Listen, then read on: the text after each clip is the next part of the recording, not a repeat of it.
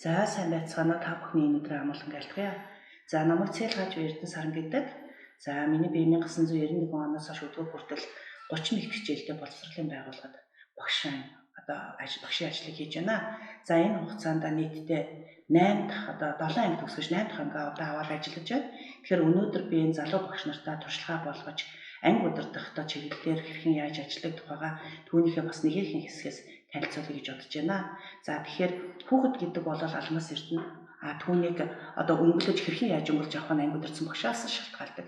Тийм учраас хүүхдийн сэтгэлийг яаж өөртөө татах вэ гэдэг бол номер 1 анги удирдсан багшийн үүрэг юм байгаа.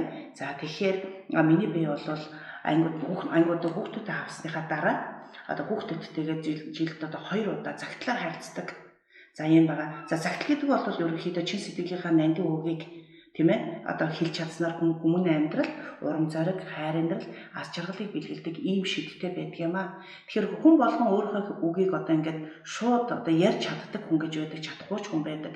Тэгэхээр түүнийг бичгээр илэрхийлж сурна гэдэг бол бас л нэг сайхан чадвараа. Тэгээ бид нар би бол ангийнхандаа өрнө өгөхтэй сайхан загтлыг бичиж өгөх юмсан гэж ангих боддог. Тэгээ энийг бол байнга гараараа бичиж өгдөг. Ангийн маань сурагчид ч гэсэн надад бас чин сэтгэлийнхаа үгийг ингээд загтлаар бас илгээдэг байгаа. За тэгээ хүүхдүүд маань бол ингээд загтал бичдэг. Юу гэдгийг өдрөлд нэг удаа ч гэдэг юм. Бид нар бол ерөнхийдөө хагас жилдээ нэг удаа биендээ загтал илгээд энэ загтал ямар учиртай юм бэ гэхээр тухайн хүндээ урам зориг өгөх зорилгоор сайн талыг нь түүний тийм ээ агууштай бүхий л талыг нь сайшаа магтаж хэлэхээс гадна сул талыг нь энэ загтлаараа бас хэлж өгдөг байгаа. За энэ нь бол энэ бид нарт цаашдах ажлыг хийхэд маш их үр хураалтай байдаг. Хүүхдүүд хизээч багшигаа таны сул тал ийм юм а гэд шууд илэрхийлж чаддаггүй. Тэгээд загтлаар илгэсгээр, ийдгээр бол ингээд хөрхөн хэлсэн байдгийг. За тэгэхээр энэ загтлыг үзээд ер нь бол сайн хүн бий болох гэж байгаа, сайн хүнийг хөгжүүлж, хүмүүжүүлж, төлөвшүүлэх гэж байгаа хүн өөрөө сайн хүн байх хэрэгтэй. Тэгэхээр би ч гэсэн бас хүүхдүүдтэйгээ ижил төлөвшөж, хүмүүжиж, хөгжиж, тэднээс бас үг сургаалыг авч ингэж ажиллаа явуулдаг. За мэдээж хүүхдээс үг сургаал авдаг гэхээр хүмүүс гайхдаг байж магадгүй.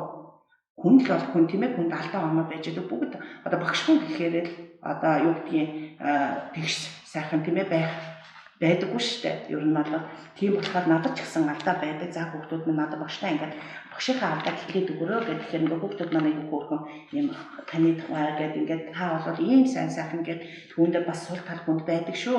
За та энийг сараа гэж хэлээд өгдөг. За энэ зүйлийг нь багш нь ингээд бүх загтлуудаа авангуудаа ингээд миний сайн ба сул талыг хэлж өгсөн та надад баярлалаа гэх ингээд сайн талаа сул талаа ингээд жагсаахад бичээд авчдгийг. За сайн тал гэх юм бол юу гэдгийг нэгдүгээр бол 15 сайн талыг хүүхдүүд маань ингээд бичиж надад үлдээсэн. Сул тал гэвэл 3 сул тал. Та ингээд альва зүйлийг бас өөрөөрөө шийдэх гэдэг шүү.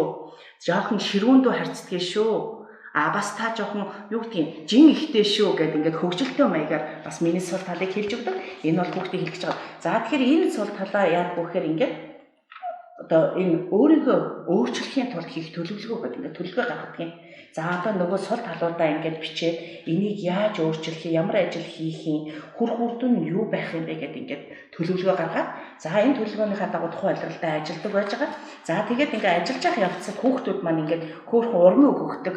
За багш нь ийм талаа ийм сул талаа ингэж сайхан засах гэж ийм ажлуудыг хийж байгаа шүү гэхээр хүүхдүүд маань ингээд бүр цаасан дээр хөөрхөн хамгаа сайртай багштай баярлалаа ч гэдэг юм уу, та мундаг шүү гэдэг юм уу ингээд аюу хөөрхөн урмын өгнөд энэ ганцхан надад ирдэг юм биш. Ерөөсөө ингээд манай ангийнхан бүх хүүхдүүдтэй ингээд загтал бичдэг. Би ангийнхандаа бүгдэнд нь загтал бичдэг. Бид нар бүгдэнд нь ийм сэтгэлийн үг гэдэг юм байдаг. Тэгээ бүх хүүхдүүд, багш нь бүгдээрээ л ийм төлөвлөгөөтэй ингэж ажилладаг. Тэгээд дараачийн хагас жил гэхэд миний сул тал хэр засагдсан байна уу гэдэг нөгөө загтлаа бичин хүүхдүүд маань тийм ээ ийм сул талаа та ингээд сайхан зассан танд маань сул тал гэж байхгүй шүү гэдэг юм уу тийм ээ. Тэгэхээр альва зүйл ичээтэй мэт маш хурдан алга болдоггүй. Ер нь бол ааж маажмаар хүмүүс сул талаа засаж хэлдэг. Тэгэхээр ер нь бол хүүхдүүдээ миний тухайд бол дунд ингээд аваад дунд ингээд суралцагчдаа сайхан төлөвшүүлэх юмсан гэж төлөвшлийн талаар маш их арга хэмжээг авдаг.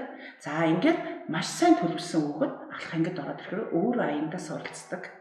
Яг энэ одоо туршлагын дагуу миний хамгийн сүүлд төгсгсөн 2012 оны 11 А анги, 2012 оны 12-ын Б ангиуд, 18 оны 12-ын Б ангиуд маань мандал сумын шилдэг анги болж ингэж төгссөн байж байгаа. Энэ маань бол ер нь төлөвшсөн хүүхэд суралцгаа гэсэн энэ философиг бол батгаж өгсөн нэг юм туршлага маань байгаамаа.